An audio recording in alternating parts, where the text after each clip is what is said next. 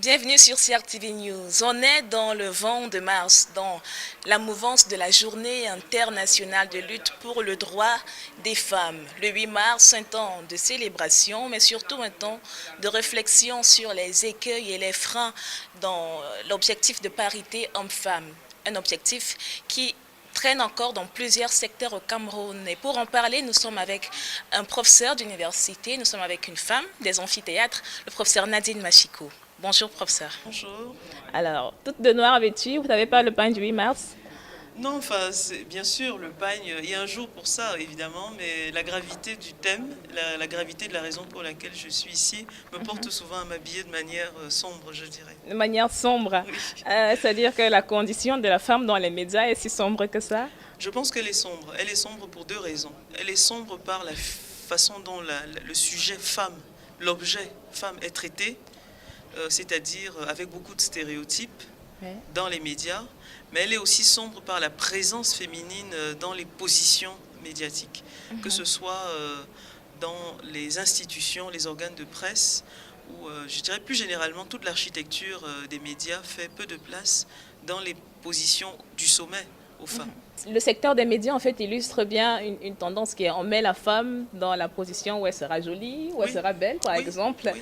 Et puis, dans les questions plus, je dirais, intellectuelles ou plus profondes, on estime que c'est plus une carrure d'homme. Tout à fait, tout à fait. Et vous verrez bien que dans l'éducation des filles toutes petites, une fille bien élevée, c'est une fille qui se tait, c'est une fille qui ne parle pas, qui sait garder le silence. Oui. Et je dois dire très clairement que ça a une incidence sur la capacité des filles à prendre la parole en public. Oh, si je prends le cas du métier politique, c'est un métier de la parole. Quel est l'impact de cette sous-représentation des femmes dans la perception même des jeunes filles qui regardent la télé, par exemple? Non, mais justement, je parlais des stéréotypes. Oui. Lorsque on regarde un journal et que sur la page société, ou culture, on a une femme, mais lorsque il s'agit de parler du pouvoir, c'est les hommes qui vont se retrouver entre eux pour en parler, ça façonne l'imaginaire des enfants, ça façonne l'imaginaire des jeunes filles, à se dire, voilà la figure qui est légitime pour discuter de certaines questions, c'est une figure masculine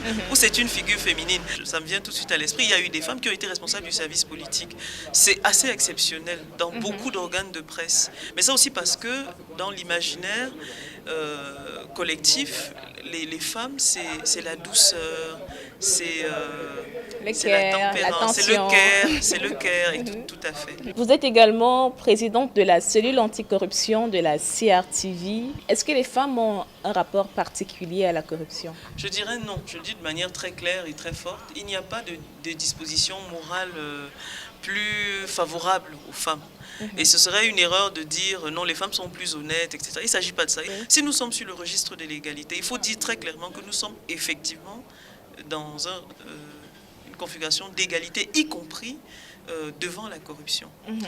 Ce que nous affirmons, au contraire, c'est que l'intégrité est un ressort de distinction. Elles peuvent se distinguer en étant professionnelles, en étant dans la performance éthique, sans recourir à la corruption, sans recourir aux pots de vin, sans accepter les pots de vin, sans être soumise passivement ou activement à la corruption, sans prendre de l'argent pour traiter un dossier, que le fait de se comporter de cette manière constitue un atout que les femmes pourront faire valoir pour que leur carrière soit activée, pour que la promotion soit activée. Alors, on va un peu convoquer votre casquette de professeur titulaire en sciences politiques pour parler de la participation politique des femmes. Nous sommes en année électorale. Quel regard vous portez sur la participation politique des femmes au Cameroun?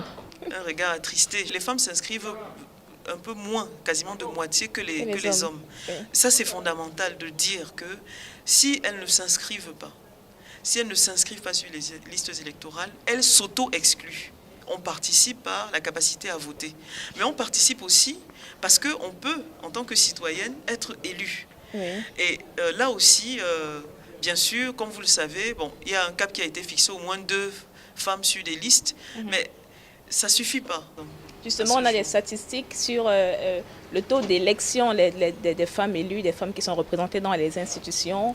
On parle de 20% au Sénat, on parle de 6% seulement pour les femmes mères, de femmes mères. Tout à fait, tout à fait. On a pu obtenir, comme vous le disiez, 31%, à l'Assemblée nationale. C'est un progrès extraordinaire, mais une fois de plus, 31%, il faut relativiser. Il faut relativiser ce chiffre parce qu'il y a un engagement que le chef de l'État a pris en 2011, je me permets quand même toujours de le rappeler, c'était un engagement pour la parité. Moi je pense que autant on peut monter à 30% ou 31%, autant on peut aller au-delà. Et moi je voudrais dire ici de manière très forte que les femmes sont prêtes, les femmes sont capables, elles doivent le savoir. Si je prends le cas du Sénégal, on a décrété au Sénégal la parité. Et beaucoup de gens, je dirais, au départ de cette affaire de parité, ont tout de suite estimé qu'il n'y aura jamais assez de femmes pour couvrir les 50%. Il se trouve que non seulement on a eu les 50% de femmes à l'Assemblée, c'est la même chose au Rwanda, mais je dirais même que, et il y a des travaux qui le montrent, le travail parlementaire a été amélioré.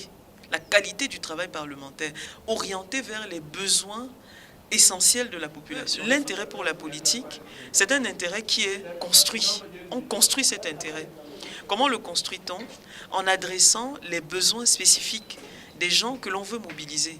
Si dans le discours politique, les femmes n'ont pas l'impression qu'on parle d'elles, on parle de leurs vies, on parle de leurs difficultés, on parle de leurs problèmes, on parle de leurs désirs, il est évident qu'elles considéreront que ça ne c'est pas pour elles. Merci, professeur Nadine Machiko, pour ce bel entretien sur l'exigence ou alors l'idéal de parité qu'on poursuit toutes.